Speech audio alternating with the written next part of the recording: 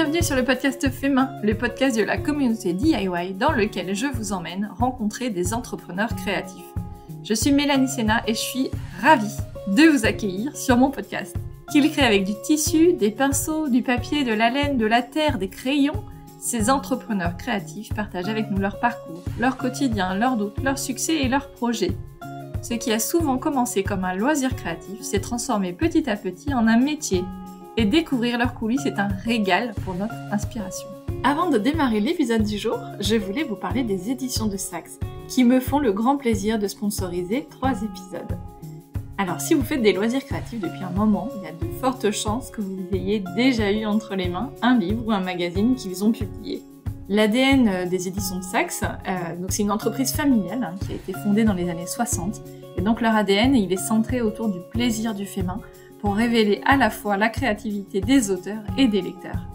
Aujourd'hui, la maison a un catalogue riche de livres et de modèles créatifs, oui parce qu'en fait sur edisax.com, on trouve aussi des patrons et des modèles à l'unité à télécharger. Par exemple, pour préparer Noël, alors oui je sais, on vient à peine de ranger les vêtements d'été, mais il est possible, comme moi, que toutes les fins d'année vous vous disiez qu'il faudra démarrer les cadeaux ou la déco fait main plus tôt l'année prochaine. Donc, pour décorer la maison pour Noël, on peut s'y mettre maintenant.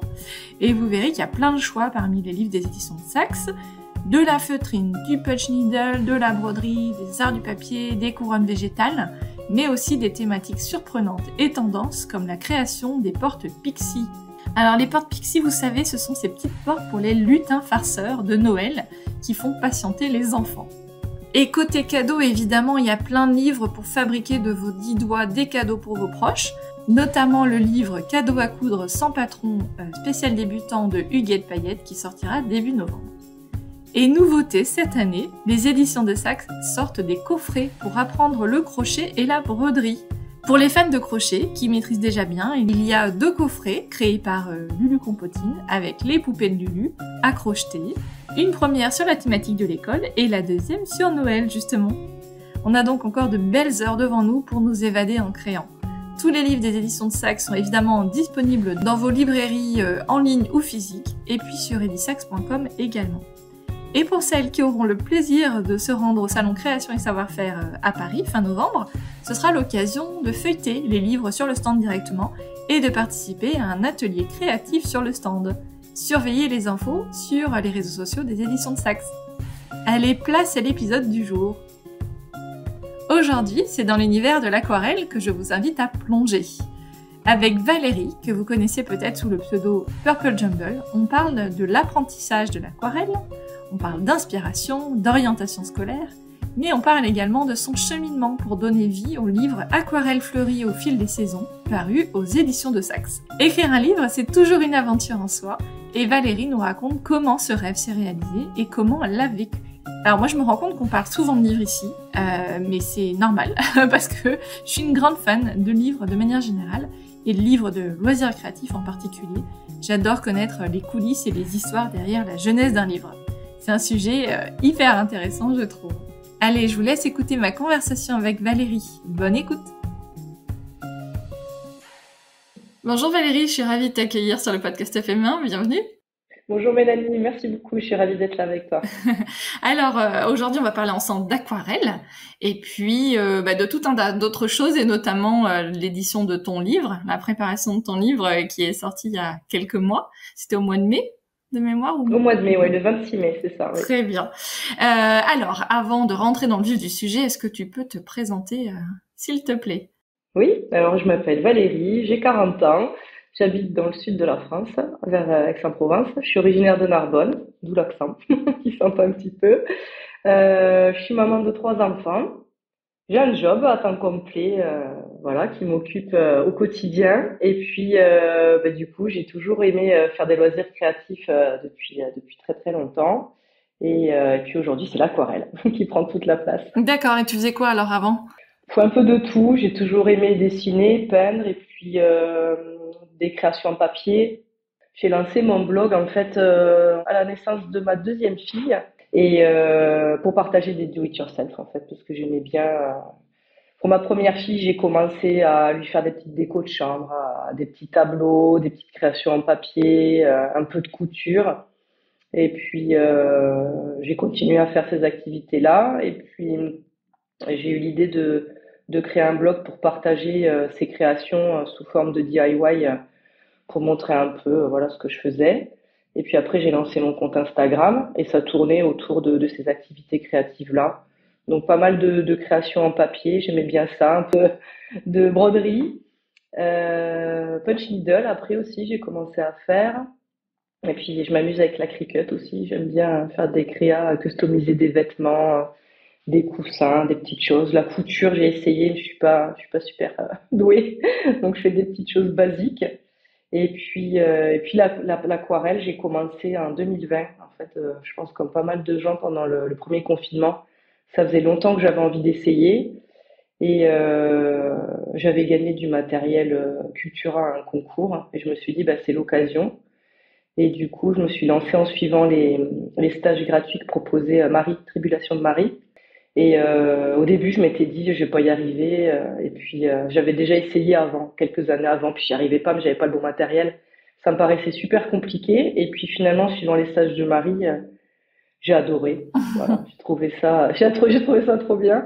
Et du coup, bah, j'ai suivi ses conseils, j'ai investi dans du matériel de meilleure qualité. Et puis j'ai acheté ses livres, j'ai suivi d'autres stages, j'ai découvert d'autres comptes, j'ai suivi d'autres cours. Et puis j'ai pu arrêter, quoi. Voilà, ça fait un peu plus de 3 ans que je fais ça et c'est le loisir que je fais, enfin le loisir. C'est l'activité que je fais que je fais quasiment que ça en fait maintenant. J'ai pas le temps Ouais, d'en faire d'autres, ouais, ouais. donc je me focalise là-dessus en fait. Ça a pris toute la place, voilà. J'ai arrêté le reste parce que j'avais pas le temps de. J'ai pas beaucoup de temps libre entre les enfants et le travail. Et du coup, j'ai arrêté, ouais, le punch needle, la broderie, tout ça, j'avais pas le temps de faire tout et Oui, il faut c'est faire des choix. l'aquarelle Hmm. c'est ça. Et du coup, comme l'aquarelle, c'est vraiment ce que je préfère, bah, je me suis consacrée à ça en fait, pas au quotidien, mais presque, Ouais. dès que je pouvais, le week-end, un peu le soir, voilà, c'est de l'organisation, mais j'ai adoré me découvrir ce médium-là, me lancer là-dedans, apprendre des nouvelles techniques. Et puis, je trouvais que j'arrivais à progresser assez rapidement et c'était ça aussi qui était satisfaisant. Et puis, du coup, ben, d'un loisir, on va dire, c'est devenu une activité un peu plus importante. Ouais.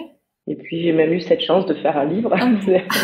J'ai encore du mal à réaliser, j'avoue, mais Ouais, c'est clair. voilà. Alors, avant de parler du livre, tu fais quoi comme métier? Alors, c'est quoi ton activité principale? Je travaille dans une banque. J'ai un job un peu technico-commercial dans une banque. D'accord. Je travaille avec des grandes entreprises de l'équipe. Je les équipe, enfin, je leur mets en place des solutions pour gérer leur flux bancaire. D'accord, ok. Et donc, beaucoup en télétravail, tu me disais, avant qu'on commence l'enregistrement. Oui, ouais, pas mal de télétravail et puis des déplacements chez les clients, Hum. des rendez-vous clients pour les accompagner au mieux au quotidien. Donc, c'est intéressant de bosser avec des grosses entreprises de la région. Voilà, mais c'est vrai que c'est un métier qui est très loin du côté créatif que j'aime tant, quoi. Voilà. Oui, ouais, ouais, il y a un côté très C'est- carré, et encore plus de travailler avec des entreprises. Ouais, Ouais, ouais, c'est ça. ok.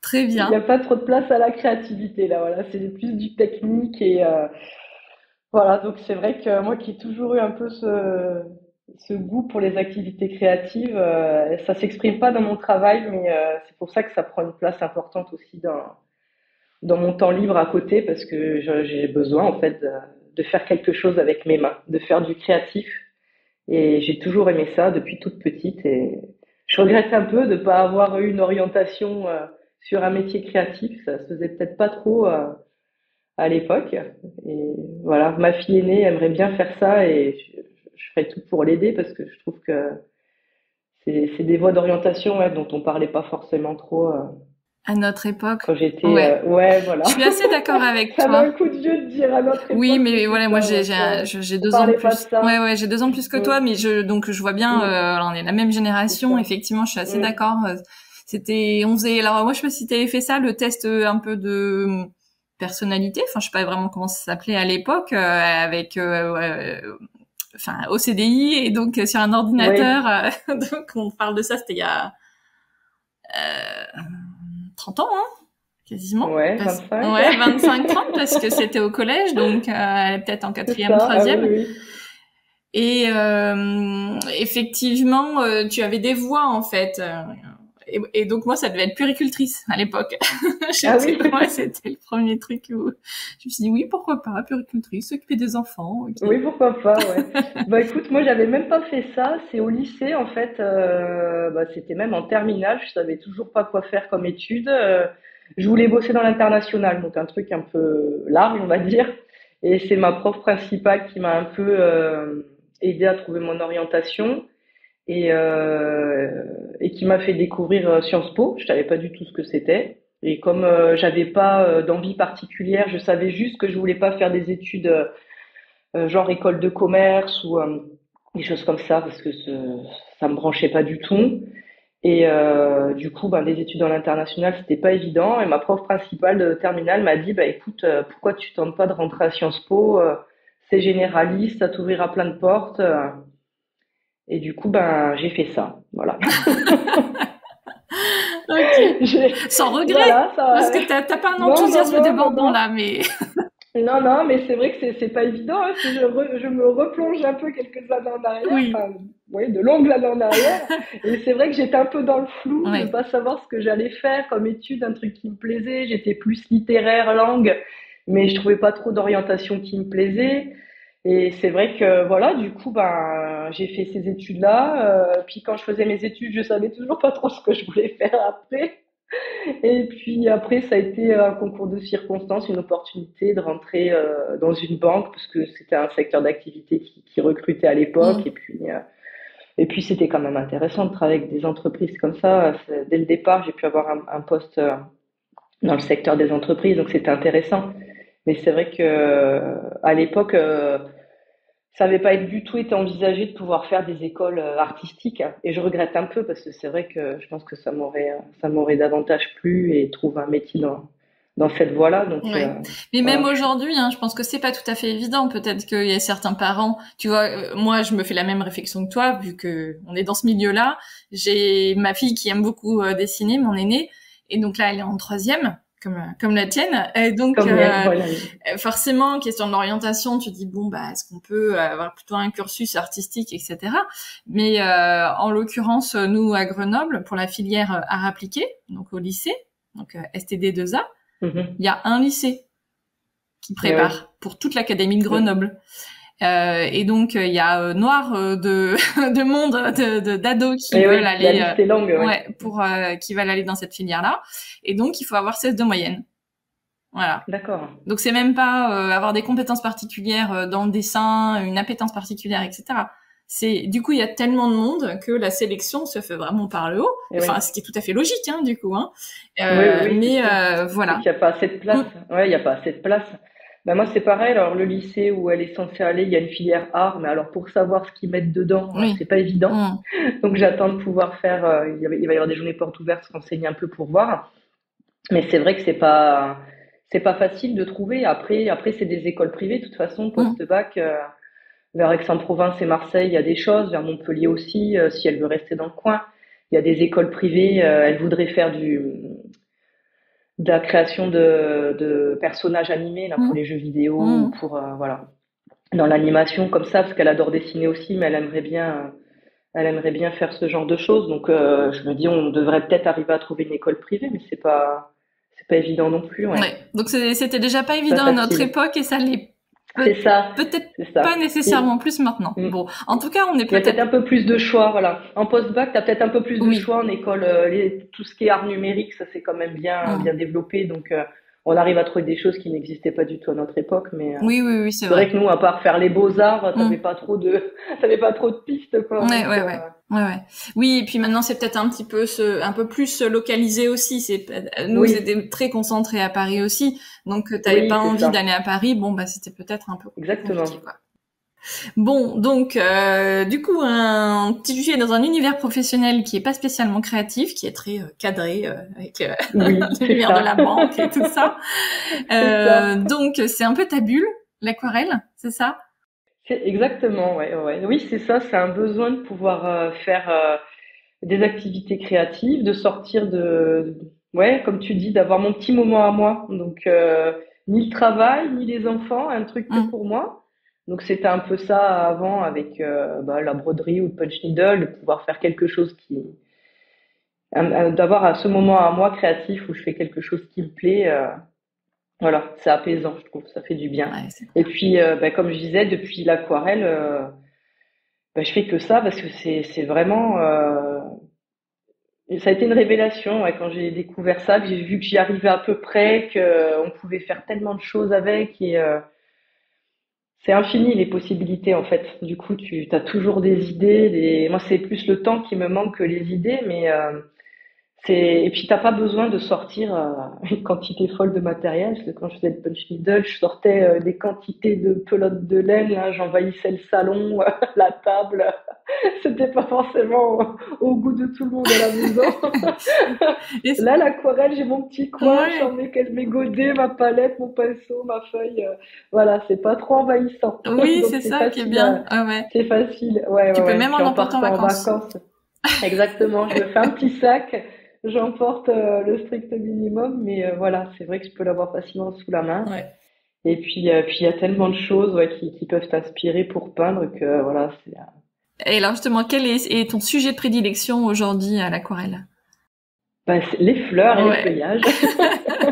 C'est vrai que bon, c'est oui, en suivant les tutos, les choses comme ça, c'est vrai que j'ai commencé avec ça en suivant les cours de Marie et puis après j'ai suivi aussi ce que faisait Anne-Claire Saléandre. Qu'on C'est embrasse. grâce à elle d'ailleurs que Voilà. On j'avais embrasse Marie découvert aussi son d'ailleurs. podcast. Ouais. Gros bisous, ouais. Et puis il y avait Jenny Illustration aussi, il y a Blanche, l'eau bleue. Alors c'est vrai que ça tourne beaucoup autour des fleurs Mm. et des feuillages.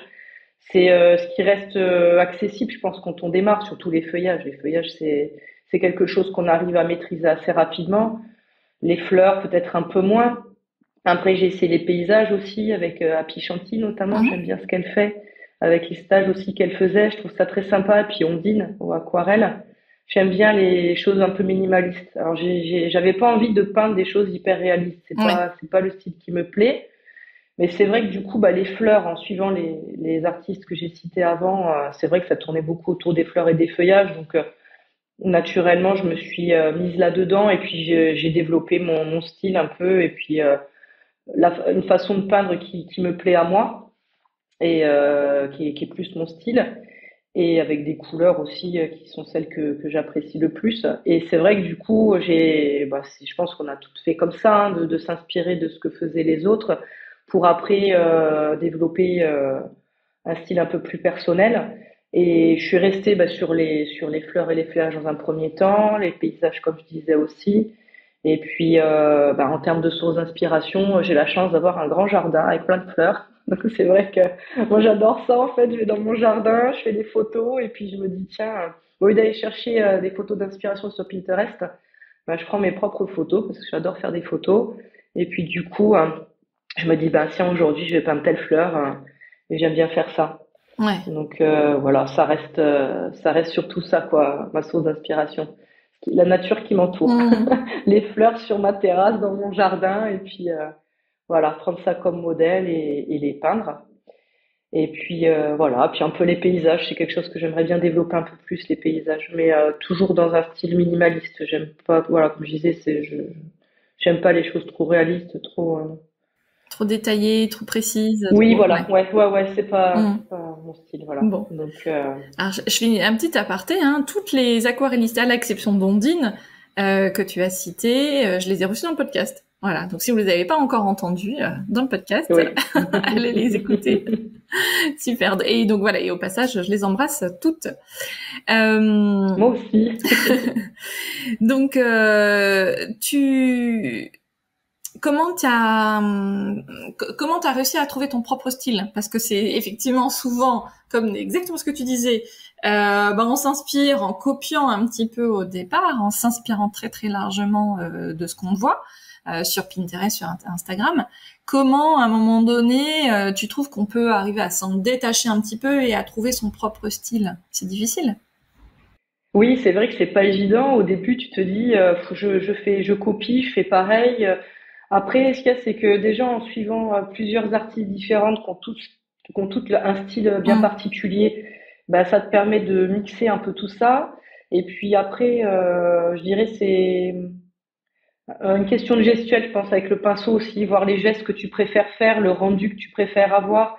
Il y en a qui aiment avoir des choses très précises, avec des traits très bien définis, d'autres qui ont un style un peu plus loose, avec des choses, c'est plus des marques avec le pinceau.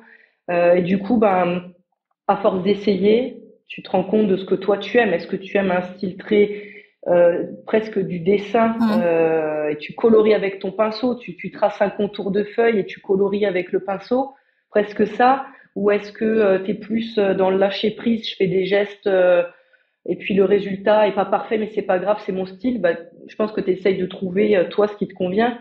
Moi j'aime bien les choses bien définies. Donc voilà, je suis plus dans le genre, bah, un peu comme Julie Simon que tu as eu Ouais. aussi dans ton podcast.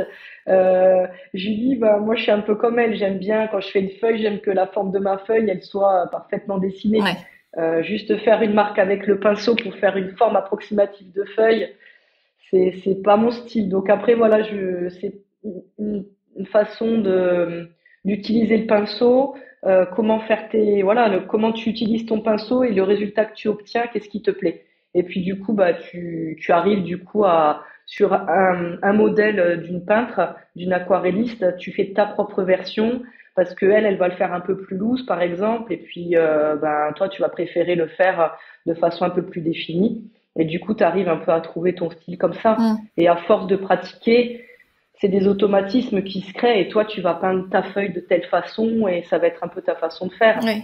Les fleurs aussi. Les fleurs, bah, j'ai fait de cette façon-là pour le livre. Je me suis inspirée, j'ai pris des photos de fleurs qui me plaisaient. Alors celles que j'avais la chance de voir en vrai, hein, de faire les photos moi-même, je me servais de ces photos-là. Après, sinon, je prenais des modèles sur Internet. Mais en la regardant bien, bah, comment moi je voudrais la faire? Est-ce que je veux que ça soit un peu réaliste ou vraiment stylisé, un peu.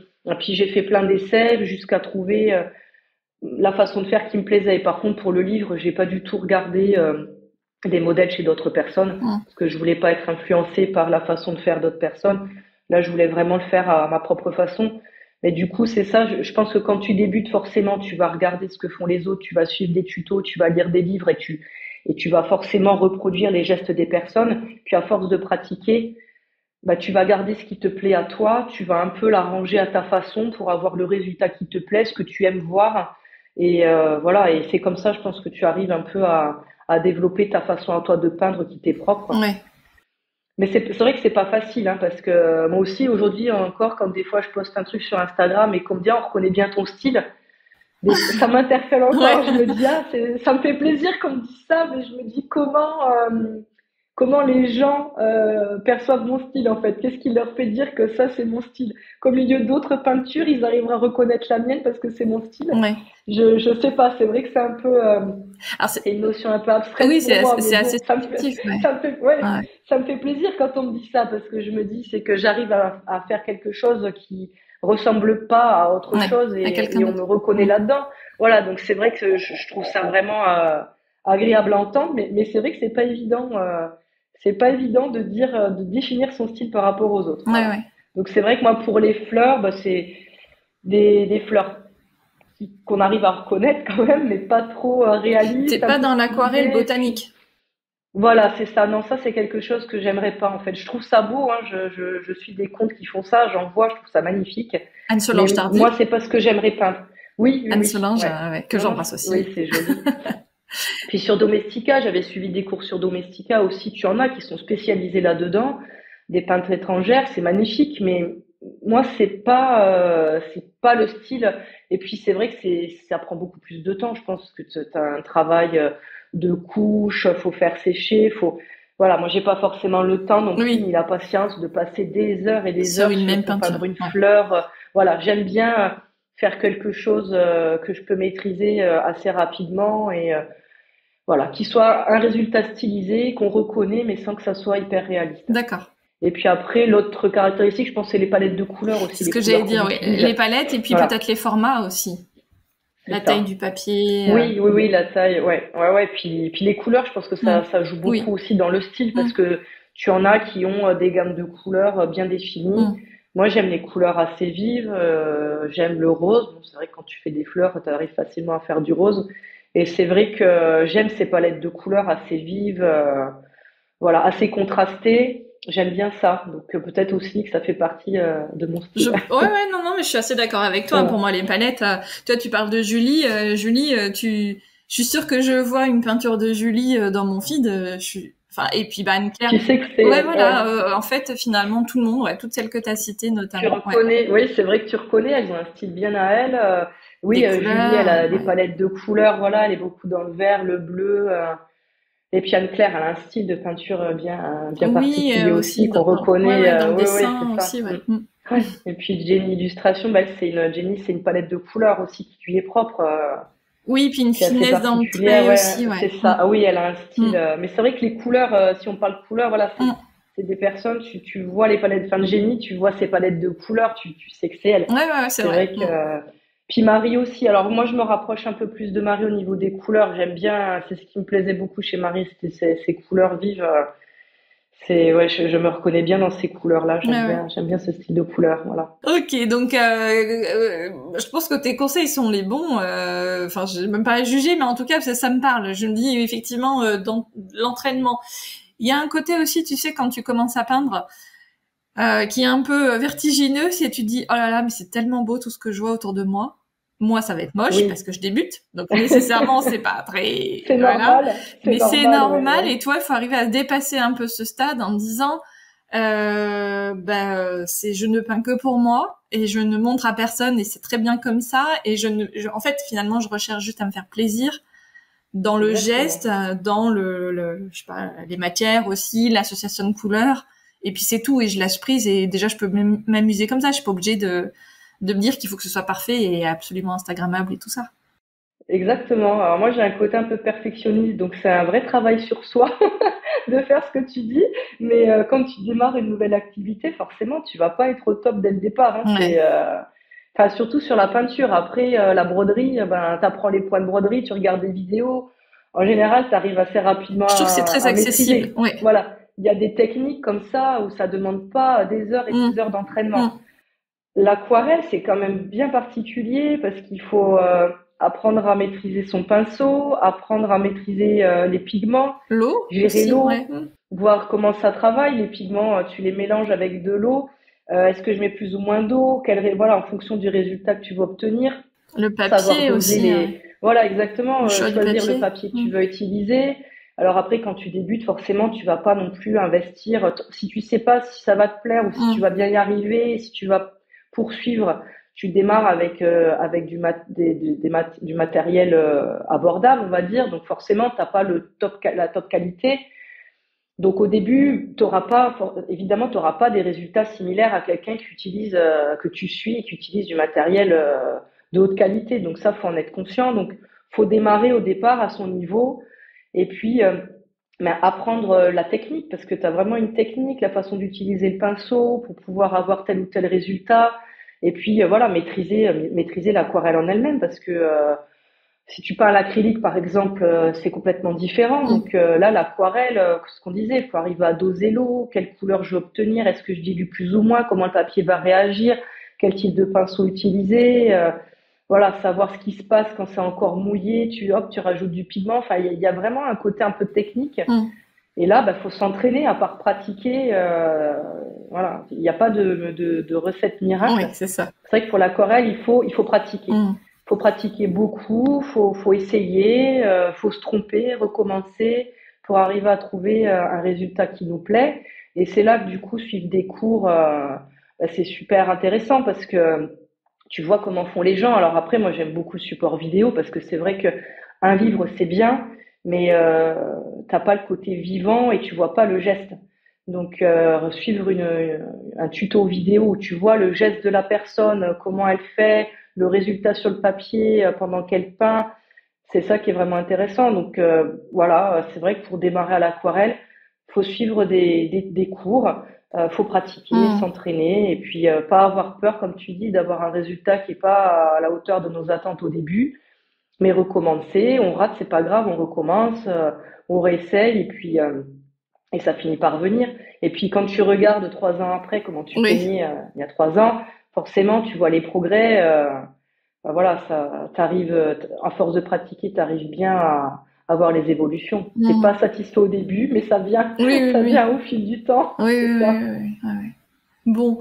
Et alors, ce livre, comment ça a démarré cette aventure de la création du livre? Alors ça, c'est vrai que c'est un peu un rêve, je pense, de faire un livre. Moi, j'adore les livres, j'en ai plein à la maison. Bah, je disais, j'en ai acheté quand j'ai démarré l'aquarelle, j'en avais acheté pour les autres techniques que je faisais avant. Moi, j'adore ça, les livres. Donc, du coup, te dire, qu'est-ce que ça serait bien un jour de pouvoir faire un livre où je parle d'une technique qui me passionne. Voilà. Donc, et puis en fait, c'est les éditions de Saxe qui m'ont contacté par Instagram. Alors d'abord, on a eu contact pour me proposer de m'envoyer des livres que Mhm. je puisse découvrir, réaliser des tutos et les partager. Donc c'était des livres qui étaient traduits d'artistes étrangères. Mhm. Voilà, les éditions de Saxe les avaient traduits en français et me les avaient envoyés et c'était super, je trouvais que c'était intéressant. En plus, c'était deux artistes que je suivais sur Instagram, donc j'étais ravie de pouvoir découvrir leurs livres et de faire des créations à partir de leurs livres.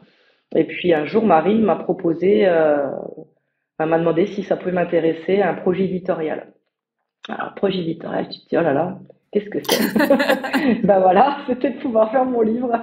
Donc, c'est vrai que j'étais vraiment très surprise. Je m'y attendais pas parce que ben, j'étais encore pas si loin de la période où moi je suivais des cours, je m'inspirais des tutos des autres personnes et quand elle m'a proposé de faire le mien, je me suis dit mais ça me paraissait un peu irréel, on va Oui. dire, parce que je me sentais pas légitime Oui. pour faire ça. Mhm. Je me disais, mais je suis qui, moi, pour pouvoir faire un livre et à mon tour donner des conseils à des gens, alors que je me considérais encore, moi, en phase d'apprentissage, Ouais. quelque Ouais, ouais, je part. comprends. Parce que tu apprends tout le temps, c'est des choses, de toute façon, tu peux pratiquer depuis 10 ans, je pense que Mhm. tu apprends tout le temps des nouvelles choses. Donc, c'est vrai que c'était assez impressionnant au départ. Et puis, bah, les éditions de Saxe, en fait, n'avaient pas de livre en français, mais fait en français Mhm. dès le départ. C'était que des traductions. Donc Marine m'a dit, ben voilà, on aimerait bien faire un livre avec une aquarelliste française. Ça serait notre premier. On aime beaucoup ce que tu fais. On aimerait bien que ça soit toi. Donc c'est vrai que c'était super flatteur, mais un peu impressionnant. Ouais. Après, ce qui est chouette, c'est que du coup, j'ai eu carte blanche sur le sujet. Donc il fallait trouver un sujet qui soit pas déjà trop travaillé par ailleurs. Donc, bah, c'est vrai que les fleurs et les feuillages, c'était ce que je pratiquais le plus et le sujet sur lequel j'étais le plus à l'aise. Donc, je suis naturellement partie là-dessus. Et puis, trouver un thème qui sorte un peu de ce qu'on avait déjà vu, parce qu'il y en avait eu plein de livres d'aquarelle Oui. déjà, enfin plusieurs qui étaient sortis Mhm. juste avant. Donc, voilà, c'était un peu le boom des livres d'aquarelle à ce moment-là. Ouais, c'est vrai. Donc, essayer de trouver quelque chose qui changeait un peu. Donc là, j'ai pas mal discuté avec Anne-Claire. Mhm. On avait pas mal échangé à l'adorable. Et voilà, et du coup, en discutant avec elle, en fait, il y a eu cette idée du thème des saisons, peindre sur les saisons qui n'avaient pas encore été fait. Et du coup, bah, les fleurs et les saisons, ça matchait bien. Et je me suis lancée dans ce sujet-là, en fait. Voilà, de choisir des fleurs pour chaque saison. Pas que l'été, finalement, parce qu'il n'y a pas il y a pas que des fleurs en été. Et du coup, choisir des fleurs un peu emblématiques de chaque saison et travailler autour de ça. D'accord. Et puis voilà, je suis partie sur ce thème-là, parce que des livres sur les fleurs, il y en avait, mais pas sur Ouais, cette ouais. thématique des D'accord. saisons. Donc c'était un moyen d'attaquer ce sujet-là sous un autre angle. Ok. Et alors, qu'est-ce qui t'a le plus surprise finalement dans toute cette phase? Parce que donc ça va de la prise de contact que tu as raconté à la partie vraiment de conception où là, bah, c'est toi toute seule avec tes pinceaux et tes feuilles entre guillemets à réfléchir à C'est tout ça, ça. même s'il y a l'accompagnement de la maison d'édition. Et puis après jusqu'à la phase de promotion du livre. Donc là, il est sorti au mois de mai. Donc en plus, t'as 3 mois de recul là sur le sur toute cette phase là. Qu'est-ce qui t'a le plus surprise? Bah alors c'est vrai déjà que c'est un gros boulot. Hein. Hmm. C'est au début, on en était parti, on en avait parlé, je crois, au mois de juin, quelque chose comme ça. Donc le projet a été validé au mois de juillet. J'ai commencé à travailler là-dessus parce que j'avais que le thème, mais Hmm. j'avais pas le contenu. Donc après, il y a eu tout un gros travail de recherche, comment j'allais organiser mes différentes saisons, ce que j'allais faire, le type de fleurs, le type de composition, changer de style de composition à chaque fois. Donc il y a eu un gros travail de préparation. Et après, il fallait que je rende tout en janvier, voilà, pour que ça sorte après, s'il y avait le délai pour après que la graphiste fasse la maquette. Voilà, il y avait un travail après de préparation et puis d'impression pour qu'il sorte fin mai. Donc c'est vrai qu'au début, j'ai pris du temps à faire les étapes de préparation, de test et tout. Et puis après, je me suis vite trouvée un peu rattrapée par le timing de rédaction des tutos. Parce que la phase de test, c'était bien, mais après, il fallait que je refasse les peintures en conditions réelles. Parce que ce qui était très sympa avec le livre, c'est qu'il y avait les tutos, pas en photo, mais aussi vidéo. Oui. Donc ça, j'ai trouvé que c'était le vrai plus du livre. Ça, c'est ce qui m'a... Enfin, c'était un vrai argument pour le livre, parce que, comme je disais tout à l'heure, des photos, c'est bien, mais la vidéo, c'est quand même nettement mieux pour peindre. Et du coup, il y avait un gros travail donc de prise de photos et de vidéo pendant que je filmais. Et ça, c'est vrai que ça a été un gros morceau qui m'a pris beaucoup de temps de pouvoir après retravailler les photos, faire le montage vidéo et ouais, un peu de stress pour respecter les délais, tout envoyer et puis pour qu'après les personnes puissent faire le reste du travail. Donc après, il y a eu des expériences vachement sympas, quoi. Parce que en plus, tu es dans une période de production et de création où la lumière est la pire. Oui, c'est ça. Alors, t'habites dans le sud, donc il y en a peut-être un petit peu plus qu'à d'autres endroits. Oui, mais je suis pas trop mal lotie. Ouais, c'est pas la période la plus évidente pour faire des photos, et d'autant que tu travailles à temps plein. C'est ça. Donc du coup, au début, tu te dis pendant l'été, c'est un peu plus calme, il y a les vacances, je vais travailler. Bon, c'est pas si évident que ça. Après, tu te dis je vais avoir des vacances scolaires, je vais en profiter. Mais non, parce qu'en fait, t'as tes enfants. Et puis du coup, je peignais un peu le soir, mais comme tu dis, le soir, c'est impossible de filmer ou de prendre des photos dans de bonnes conditions. Donc après, c'était le week-end. Et puis voilà, puis pendant des vacances, j'essayais de trouver du temps comme je pouvais. Mais c'est vrai que t'es vite pris en fait par le temps et voilà, c'était un peu de stress, mais voilà, heureusement, j'ai réussi à le faire dans les délais et puis après, il y a eu des côtés très sympas. Je suis montée à une journée à Paris pour faire le shooting pour la scénographie, parce que j'ai fait toutes les photos des pas à pas, mais par contre, la photo de chaque création, la photo un peu d'ambiance, ça a été fait par un photographe et une styliste, D'accord. Vania, qui travaille pour Marie-Claire Idé. Donc, je suis allée à Paris une journée avec eux, avec tout mon matériel, toutes mes peintures pour qu'on fasse les photos ensemble. Ça, c'était génial. Et puis après, de voir aussi le manuscrit transformé en version imprimable par la graphiste. Ça, c'était super aussi. Ça, j'étais assez bluffée. Ça a été fait assez rapidement. Une super maquette dans un style qui me plaisait parce que ça me faisait un peu peur. Je me disais, est-ce qu'après, la partie mise en page pour le livre va me plaire? Et là, c'était super ce qu'a fait la graphiste. C'était très joli avec des pages de fond colorés et tout. Elle a bien réussi à faire quelque chose dans un style qui me plaisait. Donc voilà, non, c'est vrai que ça a été du stress, mais enfin une super expérience, quoi. C'est vrai que ouais. Et puis après, quand tu reçois ton livre, c'est comme tu l'as après que tu le vois, c'est quand même ouais. C'est quand même une satisfaction, un truc de dingue. Tu te dis, mince, il y a mon petit nom là sur le livre. C'est clair. Tout ça, c'est moi qui l'ai fait. Enfin, c'était quand même super comme expérience. Vraiment. Et puis la chance aussi d'avoir pu mettre en avant des artisanes dans le livre.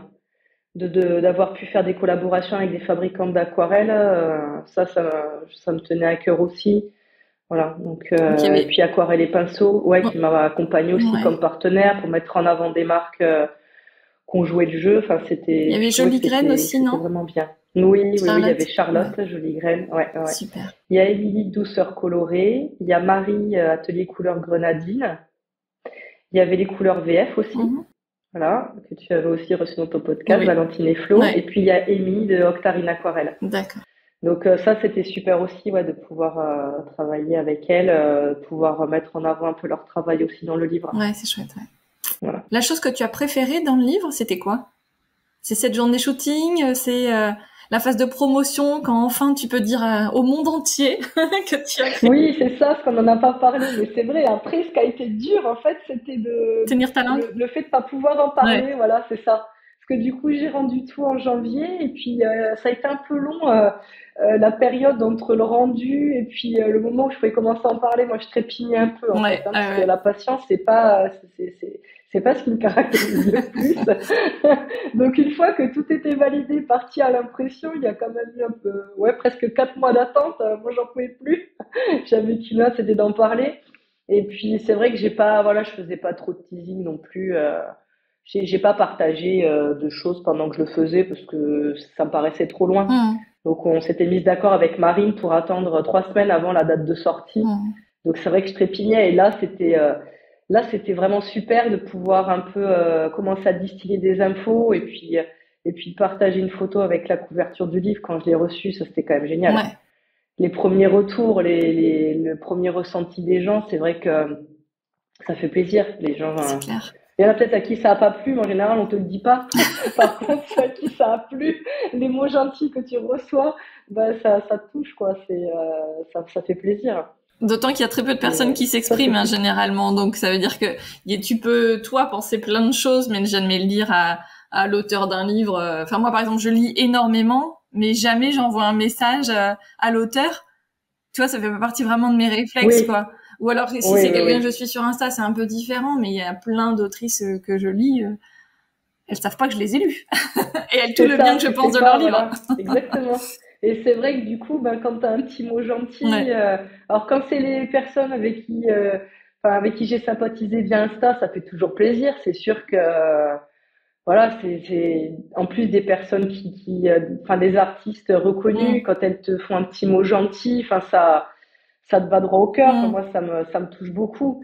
Et puis après, tu as les gens que tu connais pas qui te font un petit message en te disant j'ai acheté mon livre, je démarre l'aquarelle grâce à vous, et qui te partagent ce qu'elles font. Ben, ça aussi, ça fait chaud au cœur Ouais, parce c'est que tu clair. te dis qu'à ton petit niveau, tu apportes quelque chose à quelqu'un, peut-être quelqu'un à se lancer, comme ça a été mon cas il y a quelques années en arrière. Et c'est vrai que c'est ce côté rapport humain comme ça, échange avec les gens, même si ça reste à travers un réseau social, tu as quand même des échanges et je trouve ça vraiment, vraiment sympa. Ouais, c'est Moi, clair. ça me touche ouais, quand quelqu'un partage une création qu'elle a faite inspirée de mon livre avec un petit mot gentil. C'est vrai que ça fait plaisir, ouais. C'est le côté vraiment sympa, ça. Mm. Bon, bah, génial. Puis la promotion, ouais, c'est vrai que c'est un vrai métier aussi, donc c'est pas facile, hein. C'est vrai que moi, j'ai un peu de mal avec ça, d'aller contacter des gens, tout ça, pour leur proposer des trucs. Enfin, je- c'est pas évident, voilà, c'est Non, pas non, non, évident. c'est sûr. Faut que je me fasse un peu violence des fois, mais ça fait partie du jeu. Mais Ouais. c'est vrai que c'est pas évident, voilà. T'as des gens qui sont naturellement à l'aise et qui vont aller voir les gens, proposer des choses. Moi, j'essaye aussi, mais c'est vrai que c'est pas, c'est pas si évident que ça, quoi. Non, c'est pas évident, et puis ça prend du temps, donc tu te dis, bon, bah, est-ce qu'il vaut pas mieux que je garde mon temps, vu que j'en ai pas beaucoup, je garde mon temps pour faire des choses vraiment qui me plaisent, et notamment peindre, quoi, dans ton cas. C'est ça. C'est vrai que la phase de promotion, c'est sympa, c'est le côté sympa, mais c'est pas évident, savoir Mhm. s'y prendre et voilà. Bon. Ouais, c'est encore, voilà, on est encore un peu dedans, donc je suis contente. Là, on a pu faire quelque chose avec Cultura Créa, donc ça, c'est quand même super de faire un défi aquarelle avec eux. Je trouve que c'est génial d'avoir pu organiser ça. J'espère pouvoir faire aussi des choses en magasin avec eux. Et puis, il y a le salon création et savoir-faire au mois de novembre, ça aussi, ça sera une grande première, donc je trouve ça super, ouais, c'est le Ouais. côté vraiment sympa, Donc ouais, tu seras ouais. en dédicace sur le stand des éditions de Saxe. Oui, Ok, c'est cool. ça, ouais, ouais. Il y aura deux séances de dédicace et un atelier aussi. Ah, ok, génial. Bon. Voilà, donc un atelier découverte pour débutants. Donc ouais, Eh ben, on ça va s'y être une nouvelle verra. expérience. Ouais, c'est cool. J'espère, Ouais, ouais, ouais, ouais. ouais, ça sera l'occasion de se rencontrer Ouais, ouais. Ah bah moi en vrai. c'est sûr, j'y serai les 5 jours, donc normalement on doit pas pouvoir se Eh louper. oui, moi j'y serai le mercredi 29 et jeudi 30. Ok. Bon bah super. Voilà. Ça sera une nouvelle expérience, ça aussi, ouais. Ouais, ouais, ouais, de Parce rencontre que avec le public. dédicacer un livre, oui, c'est ça, Ouais. enfin, tu te dis, ça me paraît étrange de me dire qu'il y a des gens qui vont vouloir que je dédicace le livre. Tu te dis, ça fait tout drôle, mais bon, écoute, voilà, ne serait-ce que pouvoir discuter Hmm. et leur donner des conseils, voilà, Ouais, ça c'est la serait chouette, rencontre qui est quoi. sympa. Mm. Oui, oui, parce C'est que oui, ça, oui, c'est quand ça, de tu t'appelles, rencontrer des gens ouais, ouais, et ouais. Quand tu t'appelles pas justement Virginie Grimaldi au hasard. Exactement. Voilà. Qui fait partie des autrices, Oui. voilà, qui vendent énormément, et à chaque fois quand tu vois les files d'attente pour les dédicaces, tu dis oh là là. Oui. Et donc toi c'est la même chose, c'est une dédicace comme elle, mais tu dis mais moi personne ne va venir me voir.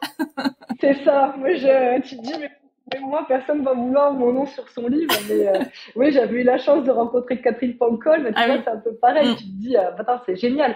Parce que j'ai adoré ses livres, et puis tu la vois, tu discutes, elle te fait une dédicace, t'es ravi. Voilà, tu rentres avec ton livre dédicacé, c'est génial. Je me dis, moi, mon livre dédicacé, ça fait pas rêver, quoi. Et ben si, ça fait rêver d'autres personnes. Mais bon, écoute, je me dis, si quelqu'un veut, ma foi, pourquoi je le fais avec grand plaisir. Bah c'est sûr, et puis d'avoir, parce que donc les éditions de Sac vont avoir aussi tout un stand. Généralement, c'est un beau stand aussi qui est déjà assez grand et tout ça. Et voilà, donc c'est de dire, tu vois, les personnes qui vont feuilleter ton livre, dire ah bah tiens, l'autrice est là, vous pouvez discuter avec elle, c'est vachement sympa. C'est ça, exactement. Je trouve que c'est ça le plus sympa, et puis peut-être de rencontrer d'autres autrices sur d'autres techniques, de pouvoir discuter et de partager nos passions. Et puis voilà, c'est vrai que c'est ça qui est sympa, parce qu'une dédicace c'est un bien grand mot, mais ne serait-ce que rencontrer les gens qui sont intéressés ou qui hésitent à acheter le livre, qui viennent le découvrir, et pouvoir leur donner un peu des conseils. Voilà, ça c'est chouette. Ou des gens qui l'auront déjà acheté, et pouvoir discuter avec eux, avoir leur ressenti. Ça, c'est ce côté-là qui est vraiment sympa. Oui, plus que la contente de pouvoir le faire. Ouais, c'est ça, plus que la signature en elle-même, parce que typiquement, moi j'avais rencontré Baptiste Beaulieu, il avait fait une petite rencontre, c'était à la Fnac de Grenoble il y a quelques années.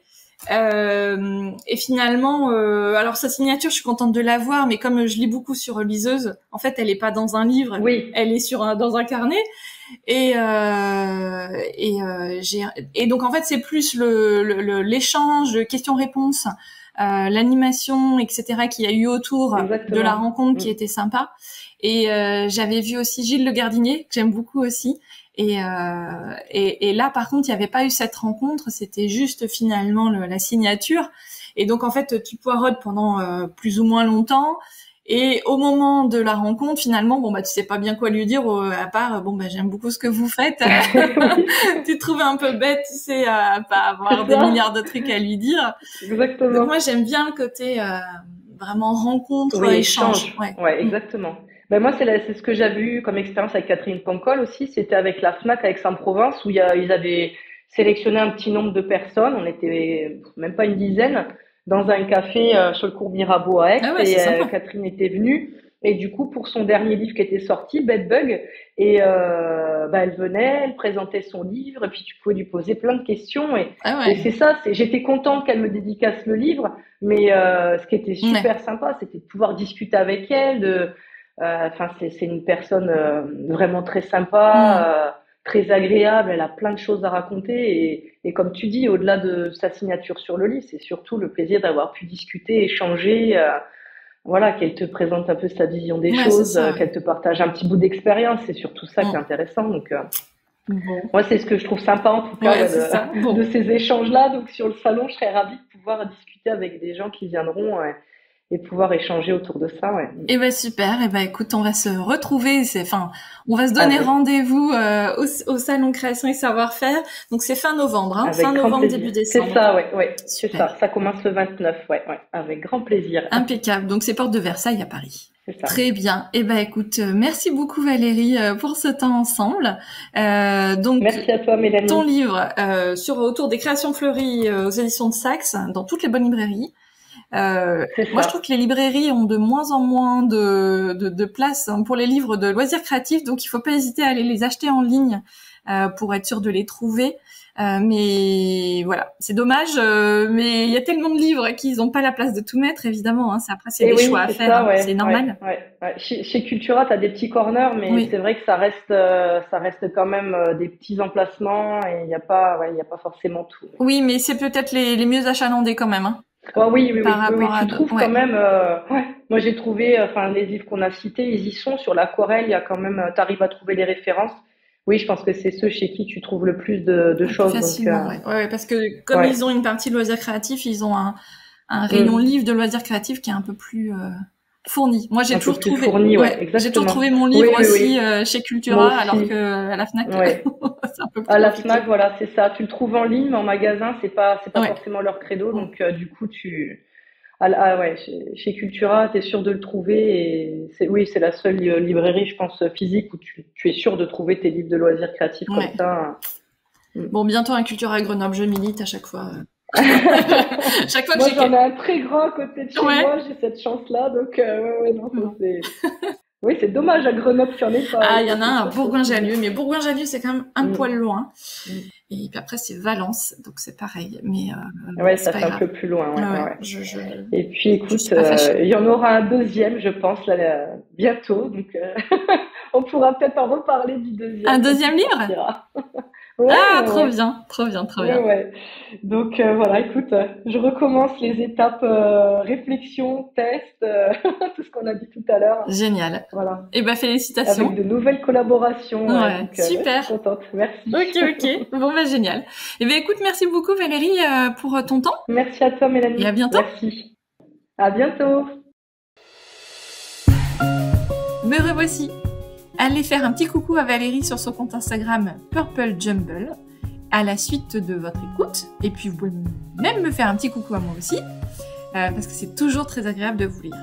Je voulais ajouter une précision d'importance par rapport à ma remarque sur les librairies. Évidemment, je vous invite à commander auprès de votre librairie physique de quartier, parce qu'elle peut commander n'importe quel livre quasiment. Donc n'hésitez pas. Vous pouvez également utiliser le site placedeslibraires.com qui recense le stock de plus de 1000 librairies en France et vous pourrez ainsi savoir quelle librairie a le livre que vous cherchez ou vous offre la possibilité de le commander. Si vous découvrez le podcast et que cela vous a plu, vous avez plein d'épisodes à écouter. Des épisodes sur l'aquarelle évidemment avec les différentes créatrices dont on a parlé pendant l'épisode, mais pas que, j'ai reçu beaucoup de créatrices passionnantes dans plein d'arts créatifs différents. Et si, à force d'écouter parler tous ces entrepreneurs créatifs, cela vous donne des idées et des envies de vous lancer, j'ai écrit un guide complet sur le sujet. Il s'appelle Mon entreprise créative, il est publié chez Créapassion et il est disponible dans toutes les librairies, physiques ou en ligne. Et j'en parle en détail sur mon site podcastfemin.fr. Sur mon site, vous pourrez également en savoir plus et vous inscrire aux ateliers que je propose, des ateliers en ligne, toujours sur la thématique de l'entrepreneuriat créatif, et des ateliers aussi pour Creative à Rouen si vous nous écoutez avant la fin septembre. Et l'idée dans ces ateliers, c'est de travailler en petits groupes sur votre projet pour repartir avec plein d'idées et de conseils pratiques pour vivre de votre passion. Le prix est hyper accessible, c'est 30 € pour 1h30, donc n'hésitez pas, foncez. Merci d'être là et à très vite pour le prochain épisode. Et n'oubliez pas, surtout, de toujours prendre du temps dans votre quotidien pour créer. À bientôt!